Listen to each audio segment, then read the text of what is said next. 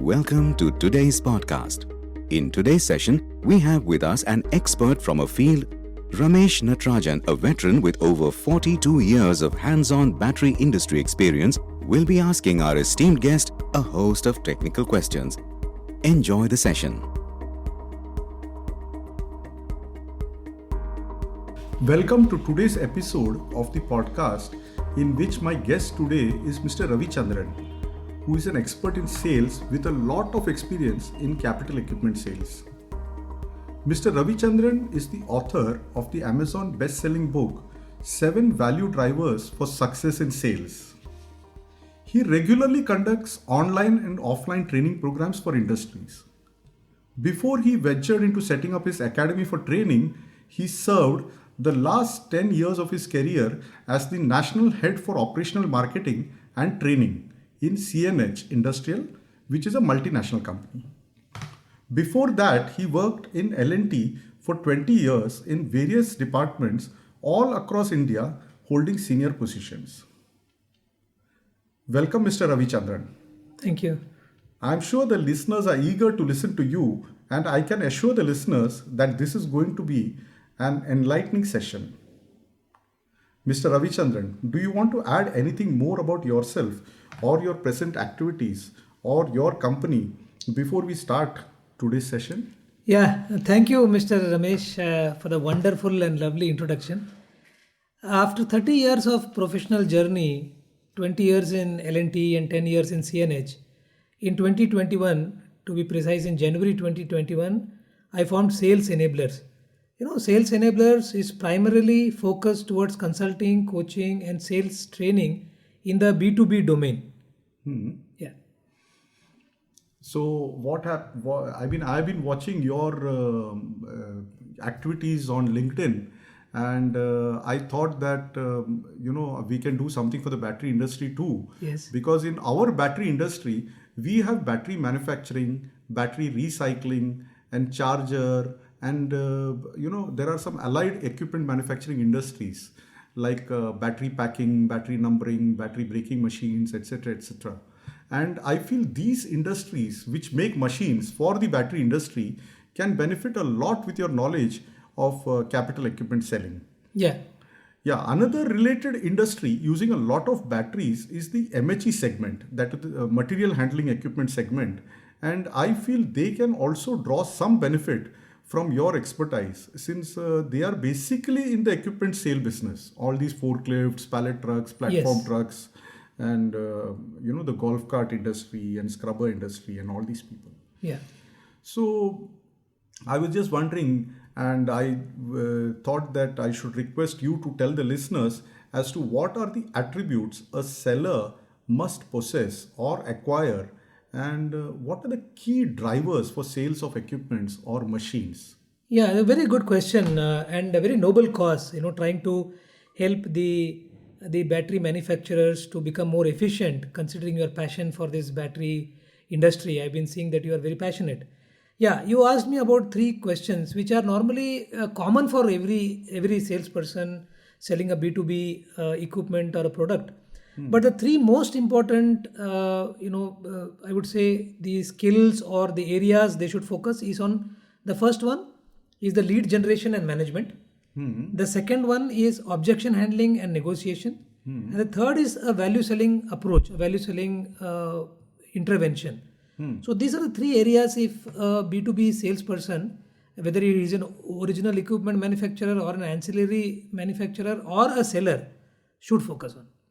So these are the common challenges in sales. Yeah, no, the 3 common challenges in sales are, there's extreme competition nowadays. So these are what he should focus on. These are what is focused on. And for why he should focus on is the 3 challenges which you asked.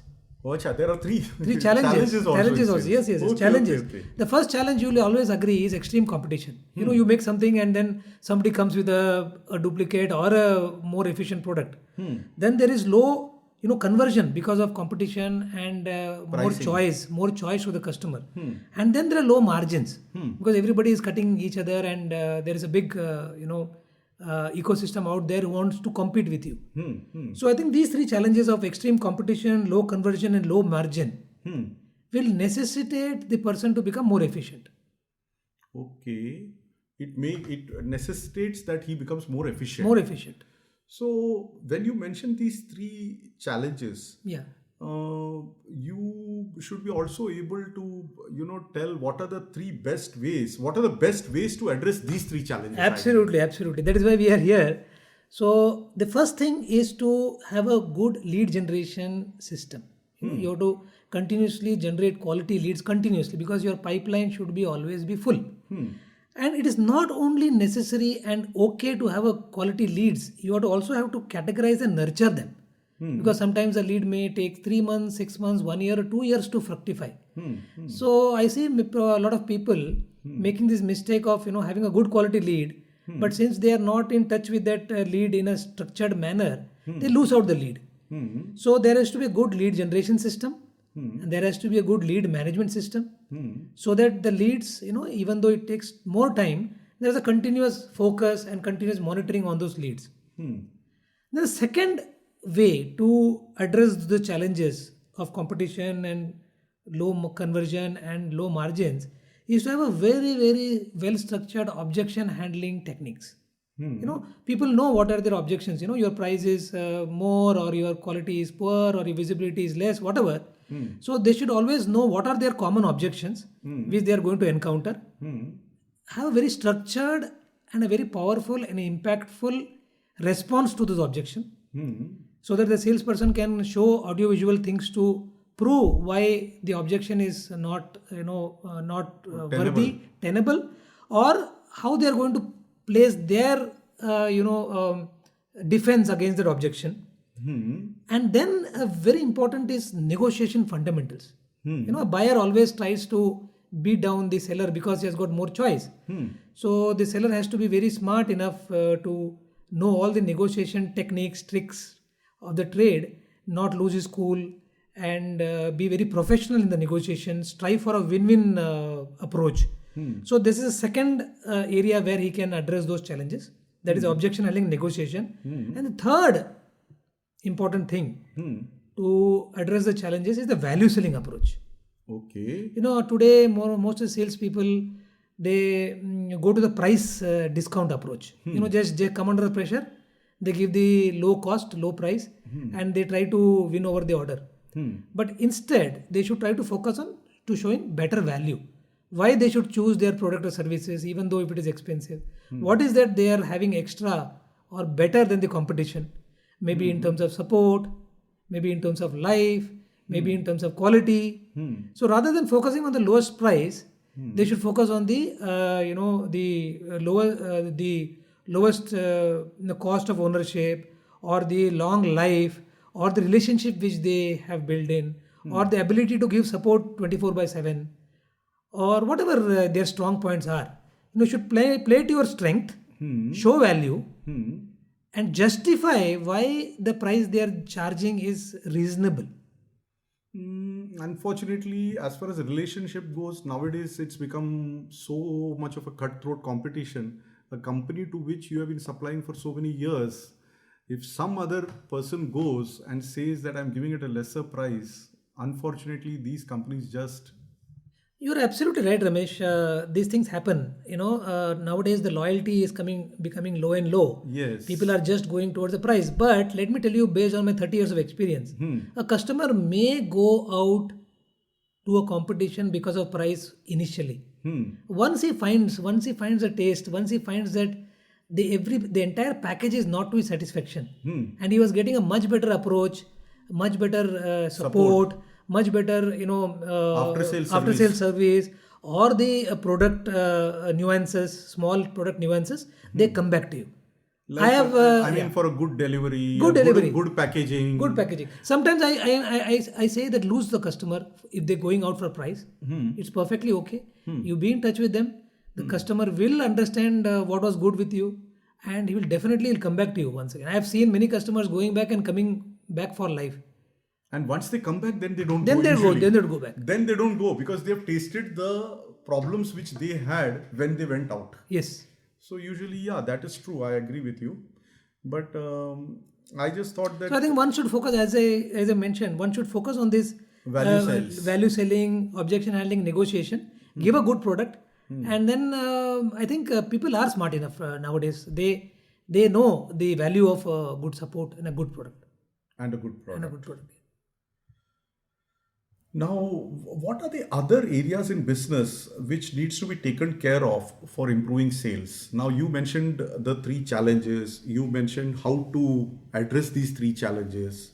Now, are these the only challenges? I No, think no, no. there One are of the many most, more. one of Many the most more. fundamental thing which many businesses miss is the existing customer relationship management. They say you should be in the business of reselling, not in the business of selling. Because in acquiring a customer, as per the American Marketing Association research, acquiring a new customer is 6 times more costlier than retaining your existing client. So this is the research has proven that. So once you get a customer in your fold, maybe for a small value, entire effort has to be made to see that there is a repeat purchase from them or a repeat purchase to their friends and associates because of their word of mouth. Reference. Reference. Referral sales. So it is called of the customer relationship management. And customer relationship management is a wonderful tool to ensure that you get repeat business. If you got 100 customers, they are your brand ambassadors. Yes. You don't have to have 100 sales. Those people are your brand ambassadors. And research has proven that, if they are satisfied and they come back to you again and again, the cost of acquiring business is very less. You don't have to give any big discounts. You don't have to spend some any promotional value on them. And research has also proven that 68% of the customer leave the brand because of a poor response, not because of the product, not because of the quality, not because of the price. 68% of the people leave because they are not being treated well. Okay. And in the business, there are many people who are handling customers. It could be the support guy, it could be the back office guy, it could be the service guy, it should be the finance guy. So everybody should be trained to, respect the customer, even though it may be the operator of the customer or the worker of the customer, so that everybody have got their good feeling about this brand. It takes many, many years to build a brand. Yes, that's And it takes true. a few minutes to damage the brand. Destroy it. Yeah. And once there is a concept in the customer relationship management, something called as moment of truth. Every time the customer comes in contact with your brand, how is the experience? The time he walks into your office, he calls you for a quotation, he sees your leaflet, he goes to your site. So the overall experience for the customer with the brand Has to be pleasant. Why do we go to McDonald's again and again? Because whether I go to Chennai McDonald or I go to Delhi McDonald or a Pune McDonald, the experience is similar. The flavors, the time required to they support you, or the menu, everything is similar, everything is standardized. It is not that the quality of other people who are manufacturing similar foodstuffs is poor, but because of the standardized experience, the customer wants to come back to the brand because he knows what he's going to get. So when the business focus on customer relationship management as a 100% activity to grow their business, they will never go wrong. However small or big the business is, it could be a small restaurant, and I've had many experiences with hotel. Some hotel called as Hotel Sayaji in Indore, which I used to always have a phenomenal experience. Small things they used to create such an experience that even if some other hotel, a new hotel Taj was nearby that, and they used to offer me 500 rupees less than that, I used to not go because the experience which they gave, right from the person who handles your luggage to the person who serves you food to the person who checks you out, was something extraordinary. Some small things, you come out and you come from the airport and you have a luggage which is a nylon tape, and they just cut it with the scissor on the lift, so that you don't have to ask for a scissor when you go to the room. Small things, if a business takes care. And now is the customer delight is something very important. Satisfaction is something which everybody gives. A good product is taken for granted. Yes. You have to have a good product. Yeah. But the support should be delightful. And if that is taken care of, I think then I think the business will stand apart, and they will keep getting repeat business. Yeah. So is this okay? You mentioned one part about customer delight. Is there anything else in business which needs to be taken care of for improving sales? Yeah. So I've talked about the lead generation, I've talked about objection handling, I've talked about the value selling Yeah, approach. those are the customer delight. challenges. So now one more, these are the challenges where the competition, low conversion Yeah, and low yeah, margins. yeah. So you take care of lead generation, objection handling, value selling approach, Yes. and customer relationship management. Yes. And most important is you always have to capture the voice of the customer and your dealer and distributors if there are any. Okay. You have to be rooted to the ground. Many business make this mistake. They don't listen to the customer voice. As the business grows, and there's small feedback is there, the feedback doesn't reach to the concerned person. So if a business is always alert and hears to the Like they say, keep your ear to the ground. keep the ear to the ground, Keep the ear to the ground. be grounded, be grounded, they say, be grounded. Yes, be grounded. Be Yes. grounded. So, and take the feedback. Like for a classic example, I would quote the Nokia making mobiles and BlackBerry. Yes. There was a voice coming from people that no, we require a touch screen or we require something. But the management was very adamant. They said, no, we are doing the best phones and we don't want to change. And look what happened. Yes. So, you could be the best. But suddenly something could change in the ground. Yeah, the customer requirements change, or the customer becomes more demanding. More demanding. Or the customer has got another alternative which somebody is showing which he feels is better. So that. Or the competition would bring something which the customer is liking more. Yes, that is what. So the competition is showing him something more. More. And making him, attracting him away from established manufacturers. Yes. Okay. So being alert Huh. to the customer feelings and changing taste Changing tastes of the as early as possible will help. Okay. Now, when we come to this, and now the CRM and all these things, what you talk about, it's not very easy to implement on a manual basis. Yes. You got to have either some software or some system or method, and probably, also get into social media, because the reach is better with the social media. Absolutely. So, do you agree that social media is important? And if you agree, how does one leverage social media for increased sales? Ramesh, excellent, fantastic question. And if you are not there in social media, in today's context, you are out of business. Whatever you make or sell. Yes. Why? Because the next generation, they are now making their purchase decision based on the feedback and the visibility in social media. So, the millennials, they call that they are into Instagram. Everything they know. My daughter, she's only 19 and she is very active in Instagram. She knows many things which I don't know. She has accessed the reviews and the feedback before I have even checked it out. There is LinkedIn for professional people. Yes. There is Facebook, which is more of an entertainment and also, and the social media nowadays is coming with this artificial intelligence and algorithms that it knows which customers to pitch well. Yes. So they say if you don't, if you selling a product or services in the traditional way, if an unsatisfied customer can tell 10 people, but here an unsatisfied customer can tell 1,000 people in social media. Yes. And it could be vice versa also. A satisfied customer can also tell to 1,000 people. So I have seen a phenomenal amount of benefit in LinkedIn, which and ironically you and I got contacted through LinkedIn only. Yes. Otherwise, we got in touch. we would not. I got many friends across the globe, like-minded people through social media. So people are now using social media more for information gathering rather than pure entertainment. And the user reviews and surveys and the user reviews are becoming a very big force in purchase decision. Yes. Because in a hotel also, I went to hotel, I checked this the reviews, and you could fudge about 5, 10, 15, 20, 100, 500, but you cannot do 10,000 of them.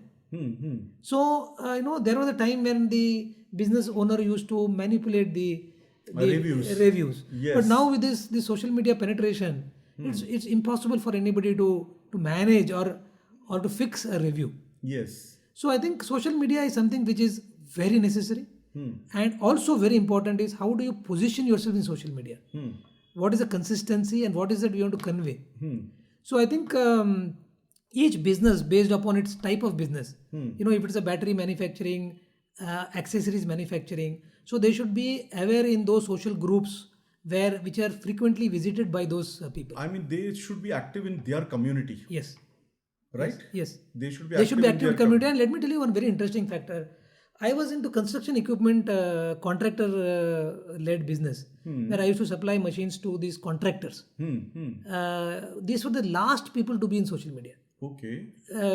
They were absolutely working in remote sites. Yes. They had got no connection with social media. Yes. No use for social media because they are buying machines and their laborers are Their laborers are using laborers are using the machines, or the laborers are doing some part of work and machine is doing some part of work. Yes. But I am seeing nowadays leading contractors, they are into social media, highlighting their recent projects, Okay. what projects they completed in what time. Okay. The owner is talking about new projects gathered. They want to gain visibility, and just imagine if they are coming in social media. What about this equipments and small machines manufacturer? They should be definitely in social media. Yeah. So it is possible to leverage social media for increased sales. Absolutely, no doubt about it. Any business, any business and every business, and there are a lot of. I mean, this applies, like you say, even for the service industry, because even the hotels, I have also experienced when I stay in a hotel, whether it's the person in the restaurant or the front office or somebody who is doing the housekeeping, they say, please note my name, kindly put a review and mention me, Yes. or something like that. Yes. So they also want to, have a good review, Yes. and they are very keen that the hotel is mentioned, and we give a No, positive Google, feedback. Google is changing the way we do things. Google is encouraging people to put Reviews. I was, going to Nagar and I stopped in a small place to eat breakfast, and that place had got reviews, pictures. So the owner is also encouraging people to put reviews. So in another 5 years' time, I think there will be no subjective emotional decision. People will all decide based on facts, reviews, and presence. And maybe that person will have a own franchise, and he'll have many more restaurants. Absolutely, absolutely. And they say before market share, it is mind share. Oh, yeah. Before market share is mind share. What is the top of the mind recall? When you type, I want to eat a dosa in Google, which is the first restaurant which comes to you? And people are, consciously making effort so that they are being, discovered. The first thing when you type as a keyword. Yeah. So you're right. Actually, social media is one area, one parallel universe, I would call, where if you are not present now, in another couple of years, it will be a crime to be not present. When you mention about this mind share, I am reminded about the vehicle of Mahindra, which before the launch, before even one person had got the vehicle, when they launched it on social media, it got booked within an hour. Yes. And they are now probably booked for 1 or 2 years making that vehicle, which has been booked within an hour by so many people. Nobody has experienced that vehicle, but it's like you mentioned, the mind share creating the market. Absolutely. Mindshare creating the market and support Similarly also. for Ola, the two-wheeler. Absolutely. Yes, Ola. Yes. Yes, the two-wheeler also. And you'd be surprised, is also not only for business, it is also to support. I had a problem with HDFC Securities account and I did not know whom to reach. I just tagged HDFC Securities in Twitter and within 5 minutes I got a call and the problem was resolved. Problem got resolved. Was resolved. So the speed at which the people are able to approach each other thanks to social media is phenomenal. So not being present, I would say, as a risk of reputation, is a crime. I agree with you because I am also very much for social media, and I always feel that it's good to invest in social media and be active, and not just invest and have only a website or something like that and not be active. You got to be active too. Yes. You got to be, There is a cost to pay, and you have to also control your mindless surfing and be very, very focused on what you engage in social media. It's a double-edged sword. Yeah. As every good thing has got as a disadvantage. Yes. So we have a tendency to get immersed in social media. There we have to exercise our restraint and be very focused on what we engage. Yeah, that's a word of caution from you. Yeah. Okay. Now coming to, earlier we had sales, we had marketing. Now there is a new position which I see, business development. Now, business development and marketing. Can you elaborate on these? And I mean, how are they different? Fantastic and a beautiful question. And I like this question because people talk about sales, business development, and marketing in one breath. Yes. This is a fundamental mistake which people do. What are you doing? I'm into sales, business development, and marketing. They feel that all the three are one. No, it is not one. Sales, business development, and marketing are three different things. Yeah, but sales and marketing, I understand it has been there for quite some Quite time. a some time. And we knew the difference. Yes. But now something else has crept in, like business development. Now, where does this fit Yeah. in between So, the sales beautiful, and marketing? very nice question. So, sales is just to reinforce. Sales is just act of selling your goods or services for money. The act of the selling what you have. The execution. Execution, goods or for money. Marketing is to find which is the right goods or services. What does the customer want? How do you change the goods or services? How do you make them remember you in the long term? So marketing is also focused on selling in the longer run. But enabling sales is marketing in the long run. Okay. His job is not to immediately go and sell.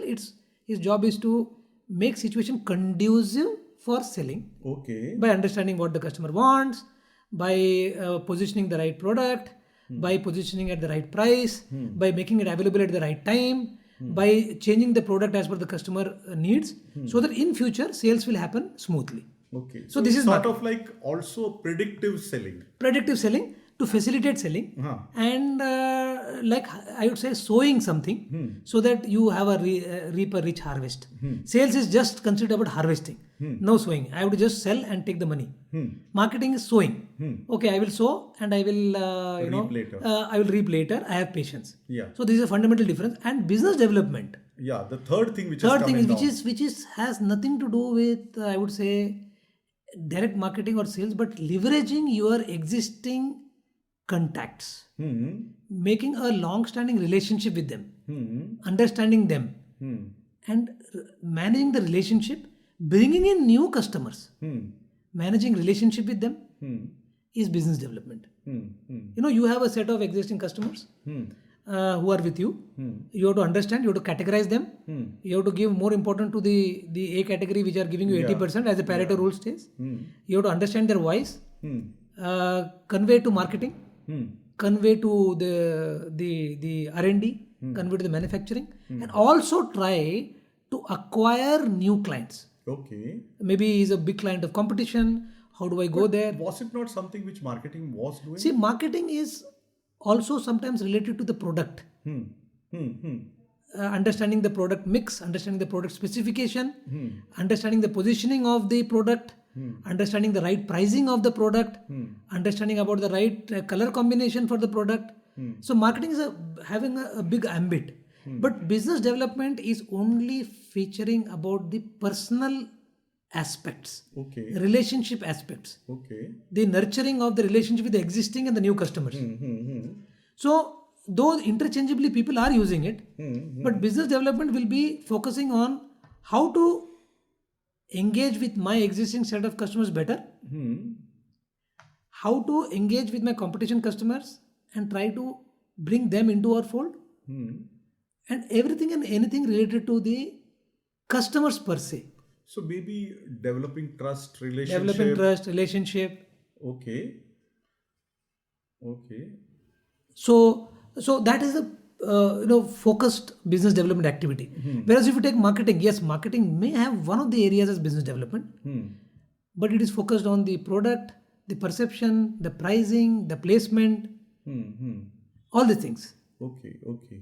So- So that is why this business development is a new sort of It- relatively yeah, new. It's new. a relatively new, and a sales guy traditionally in many businesses does all these roles. Some small companies they don't have the luxury of keeping one person for sales, one company for marketing, one company for business development. So what he does is he wears different hats at different times. Yeah. One day he is a salesman.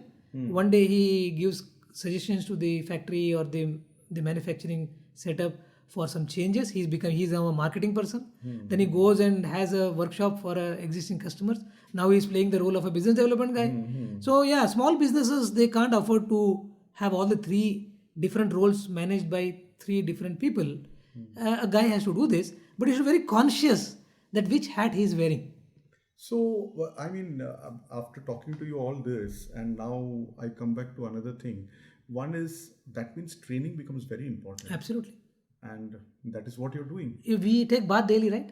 Yeah. Yeah, so taking bath daily is to ensure that our body is clean. For our soul or for our behavioral aspects, we need a regular amount of the insights or motivation or the approach.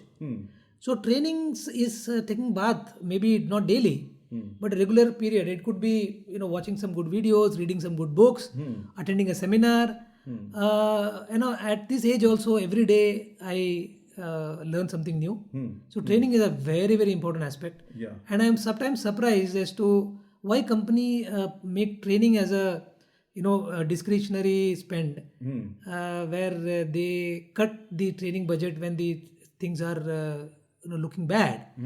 On the contrary, when the things are tough, you should spend more on training. Training is more important. Yeah. Yeah. Now, in your book, 7 Value Drivers for Success in Sales, I read about something like TCO and FAB. Yeah. That is TCO and FAB. FAB, as you say. And you say FAB is feature, advantage, and benefit. You talk about all these in your book. There are, of course, many more concepts also, but then these two appeal to me a lot. And can you explain these concepts for the benefit of the listeners? Thank you, Ramesh. And first, I should compliment you to have read the book fully, because nowadays I feel that about 60% of the people don't complete the book which they buy or they own. Can't blame, because as you did social media, so many distraction. Yes. And having read the entire book really it flatters me. Oh, Now coming back to the point of TCO. So TCO is a very old concept. It says the total cost of ownership. Yes, total cost of ownership. So what happens is when the buyer buys, invariably he tries to negotiate the initial buying price. But the buyer should consider what is the total cost that I am going to spend for the entire life cycle of the equipment. It could be the operational cost, it could be the resale cost, it could be the reliability cost, it could be the replacement cost, and it could be the risk cost also. And the operator comfort. And the operator comfort or the sellability, and sometimes serviceability. Serviceability. You buy an automobile also, and this is a good automobile, but you have a problem, small problem, but you need 2 hours to fix it, and you are with some guest or some friends.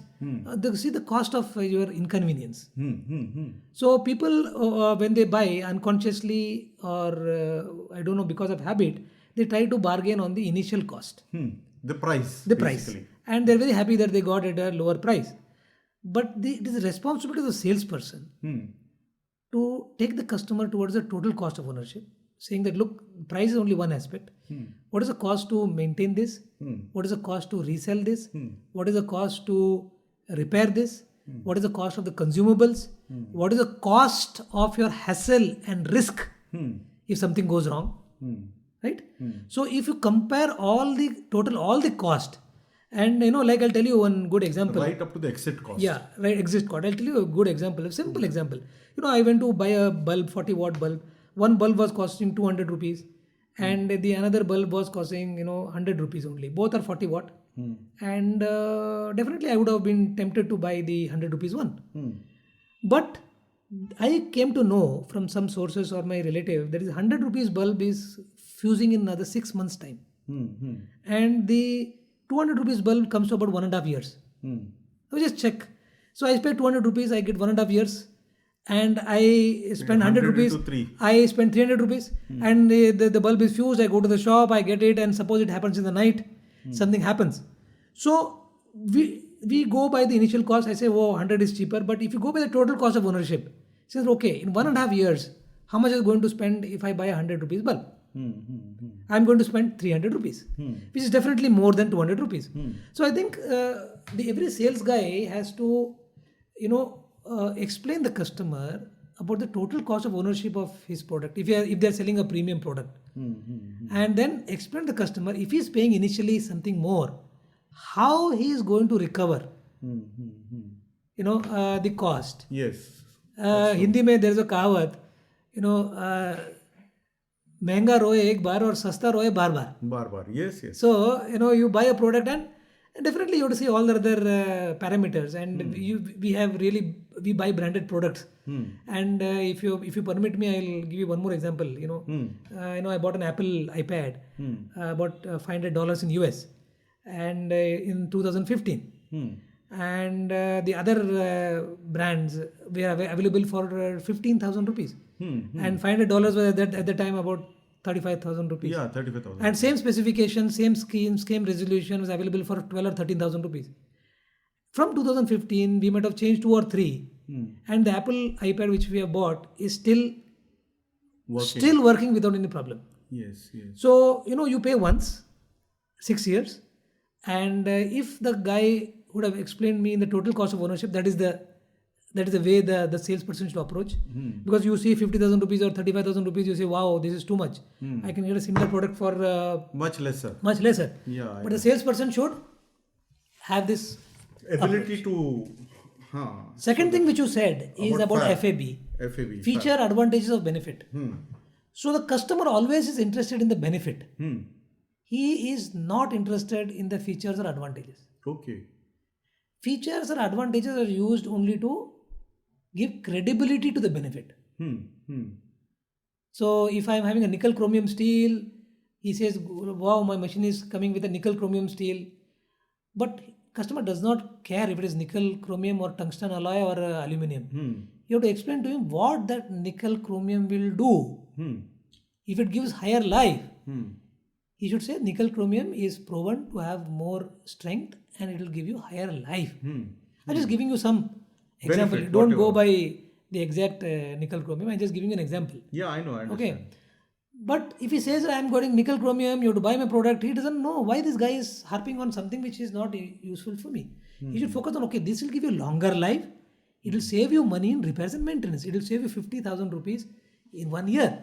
Or wear and tear will be Or wear and tear low, whatever it is. Yes. But at the same time, if he only focuses on the benefit, saying that, I will say my product will save you 50,000 rupees in wear and tear, the customer will not know Yes. how it is happening. So that is why feature, advantage and benefit in combination are important. Yes. Don't focus only on features and advantage, or don't focus only on benefit. Go in combination for best impact. Yeah. So there are some more terms like this which I had gone through in your book, but then I think we will have to keep it for another podcast or another episode later, because I had also read about some activities like ATL and BTL, above the line and below the line.